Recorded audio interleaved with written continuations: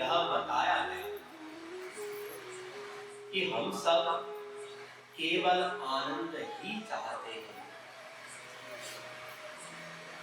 विश्व का प्रत्येक जीव आनंद प्राप्ति के लिए ही निरंतर प्रयत्न कर रहा है। हम केवल अपना ही सुख चाहते हैं और सुख प्राप्ति के लिए ही निरंतर कर्म करते हैं, निरंतर सोचते हैं।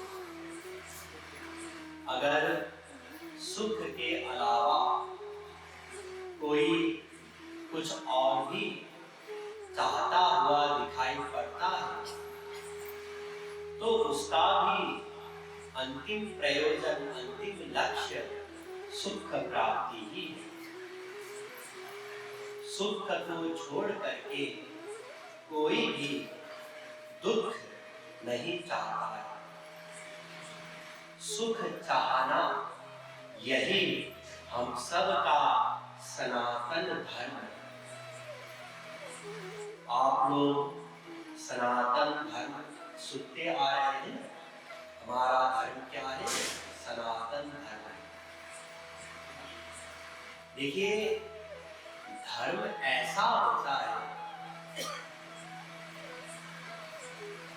मान लीजिए आग का धर्म क्या है, तो थोड़ा सोच करके हम यही बताते हैं ना, आग का धर्म है ताप देना। वन्हेर धर्मो यथोष्णता, वेदों में भी कहा गया है। आग का धर्म है ताप देना। क्यों? क्योंकि पहला ये सनातन धर्म है। एक दिन से आग ने ताप देना प्रारंभ किया, ऐसा है क्या? नहीं। जब से आग है तब से आग ताप ही देता है। पहला सनातन, दूसरा अपरिवर्तनशील। आग चाह करके भी ताप के बदले में ठंडक नहीं प्रदान कर सकता, वो अपरिवर्तनशील है। तीसरा स्वाभाविक, आग को ताप देने के लिए बाहर से किसी की शक्ति, प्रेरणा, इच्छा कुछ चाहिए क्या? नहीं, वो स्वाभाविक है। और चौथा सर्वत्र आग ताप ही देता है, चाहे इंडिया में हो चाहे अमेरिका में हो। इसीलिए आग का धर्म है ताप देना। तो हम सब का धर्म क्या है? ऐसा धर्म हो कि सनातन हो, अपरिवर्तनशील हो, स्वाभाविक हो और सर्वत्र सबका वही धर्म हो। यक्ष और युधिष्ठिर संवाद में यक्ष जी प्रश्न करते हैं कि स्विद धर्म सनातन, हमारा धर्म क्या है?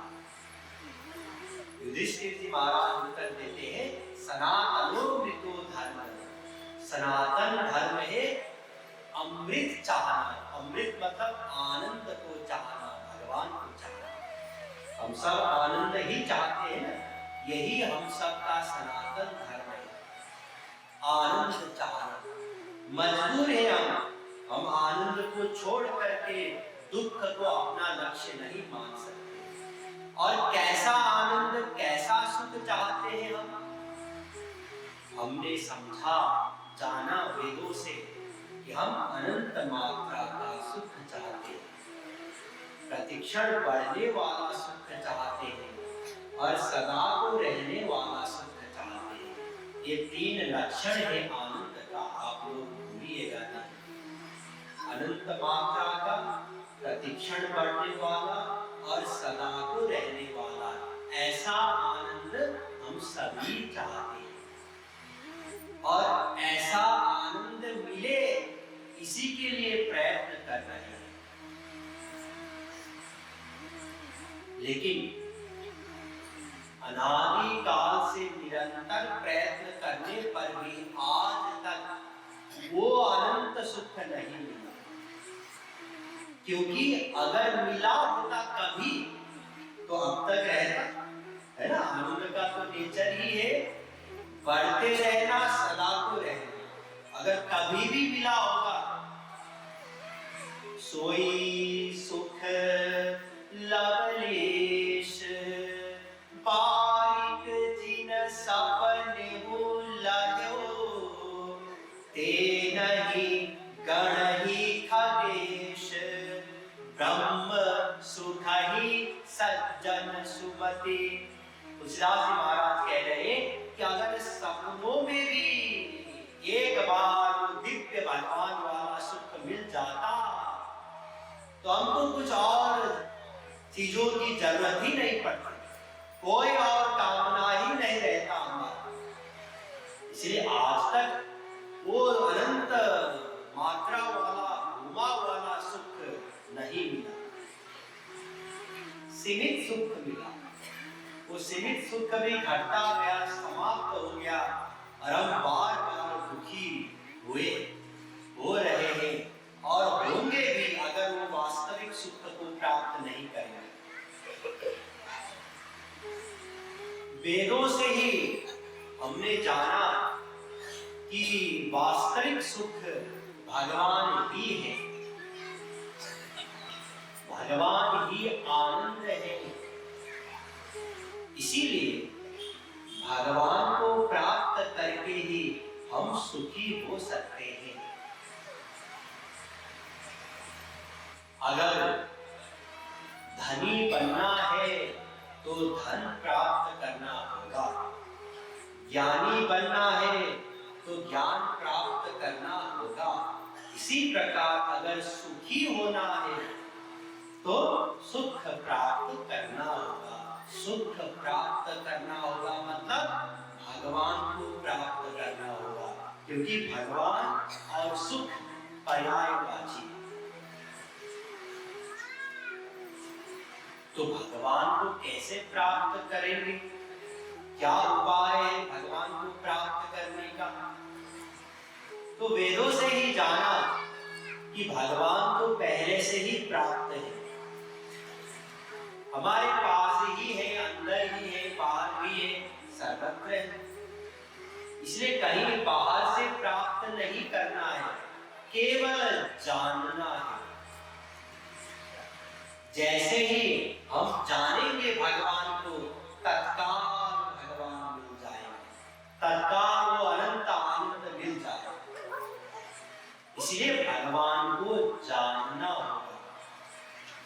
और कल बहुत महत्वपूर्ण विषय आप लोगों को बताया गया कि केवल मानव देह में ही हम भगवान को जान सकते हैं।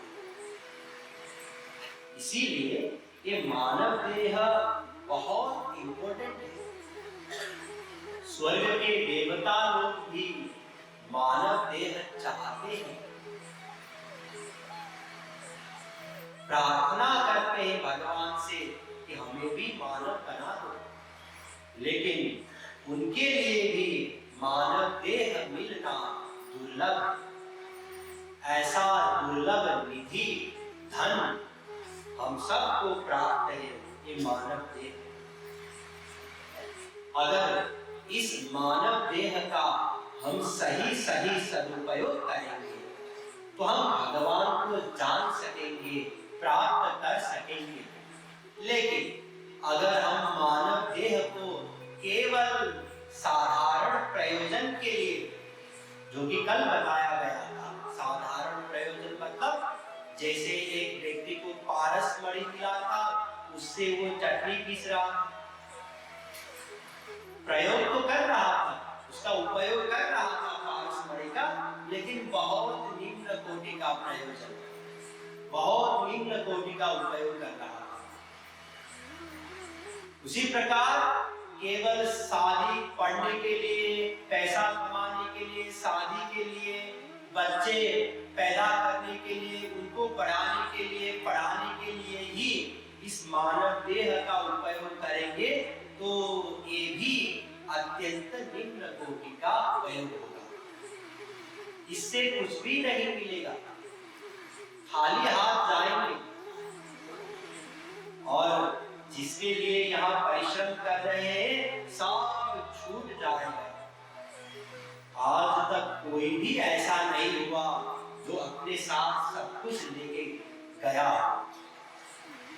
इसलिए हमको भी छोड़ के ही जाना होगा।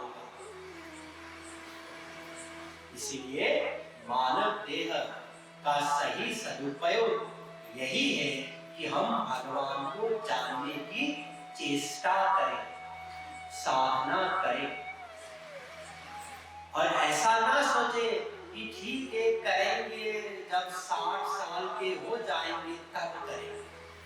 अभी तो क्या है, अभी तो उम्र नहीं हुआ है। बहुत से लोग सोचते हैं कि भगवान को जानने के लिए या आध्यात्मिक जगत में कुछ भी करना हो तो बाद में करने का काम है, जब रिटायर्ड हो जाएंगे, फिर शरीर भी एकदम शिथिल हो जाएगा, कुछ बाकी संसारिक काम नहीं कर सकेंगे, फिर तो वही करना है, राधे राधे करना है। ये सबसे गलत फिलॉसफी है। प्रहलाद जी महाराज भागवत में कहते हैं, कौमाराचरेत् प्राज्ञो धर्मान् भागवतान्यः। भागवत 7:6 कुमार अवस्था से ही भगवान को जानने के लिए चेष्टा करो। हम लोग क्या करते हैं, बच्चों को नहीं लेके आते सत्संग में। क्यों? अरे पढ़ाई छूट जाएगा, ट्यूशन छूट जाएगा। अच्छा 5 दिन 7 दिन ट्यूशन नहीं पढ़ेगा तो क्या होगा? अरे मार्क्स कम आएंगे। अच्छा ये बताइए, अगर 7 दिन बीमार हो जाता है, बुखार हो जाता है तो आप क्या करेंगे? अरे तब तो हम क्या करेंगे, कुछ नहीं कर पाएंगे। एक ही तो बात है। जब बुखार आता है तो क्या हम कंट्रोल कर सकते हैं कि नहीं, हमको भी जाना होगा पढ़ने के लिए, ट्यूशन अभी भी जाना होगा? जब कुछ भी तो हमारे हाथ में नहीं है तो हम सत्संग से क्यों वंचित कराते हैं? इसीलिए वंचित कराते हैं क्योंकि हमने अभी भी यही माना है कि संसार में ही सुख है, संसार से ही सुख मिलेगा। ये हम अंदर से मान के बैठे हैं संसार में ही सुख है। हाँ वेद कहता है संसार में सुख नहीं है, भगवान में ही सुख है, बात करता है वेद। हमको अनुभव है, हमको मालूम है संसार में ही सुख है। ये बुद्धि में बैठा हुआ है, इसलिए बारंबार चिंतन करना होगा कि संसार में सुख नहीं है, भगवान में ही सुख है। भगवान को जानकर ही, भगवान को प्राप्त करके फिर हम सुखी हो सकते हैं। और वो जानना केवल मानव देह में ही संभव है। अरे वेदों शास्त्रों की बात छोड़ी, अगर कोई गौर से विचार करेगा एकदम ध्यान देकर के, तो यही पाएगा कि भगवान को जानना कंपल्सरी है। बर्ट्रैंड रसेल हुए एक बहुत बड़े विद्वान पाश्चात्य, वो कहते हैं life devoted only to life is animal. अगर जीवन में केवल जीने के लिए, जैसे हम जी रहे हैं इस प्रकार से, खाते हैं पीते हैं, मौज मस्ती करते हैं, बच्चे पैदा करते हैं, ये सब तो जानवर भी करते हैं। Life devoted only to life is animal,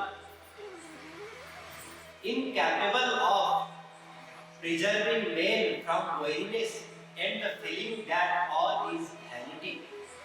If life is to be fully human, it must serve some end which is impersonal and above mankind, such as God or truth or beauty. Bertrand Russell ने कहा है principles of social reconstruction में, अर्थात अगर जीवन को सार्थक बनाना है तो भगवान की आवश्यकता है। जीवन में भगवान को जानना पड़ेगा। ये उन्होंने कई वेदों में पढ़ करके इस डिसीजन पे नहीं पहुंचे थे। सोचते सोचते अगर हम जीवन के बारे में सोचेंगे तो भी हमको ये अनुमान सहज ही हो जाएगा कि भगवान कंपल्सरी है। संसार में सुख नहीं, अस्त केवल मानव देह में ही हम भगवान को जान सकते हैं। इसीलिए भगवान को जानना होगा, क्योंकि हमारे पास मानव देह है, हमारे पास ऐसा अवसर है जिसका अगर हम सही सदुपयोग करेंगे तो भगवान को प्राप्त कर सकेंगे। ठीक यहाँ तक हमने कल चर्चा किया। अब आगे बढ़िए। भगवान को जानना है। क्यों? ये तो समझ गए, क्योंकि भगवान को जान करके ही भगवान मिलेंगे, और भगवान जब मिलेंगे तभी हम सुखी बन पाएंगे, क्योंकि भगवान और आनंद एक ही है, पर्यायवाची शब्द है। इसलिए भगवान को जानना होगा। कैसे जाने भगवान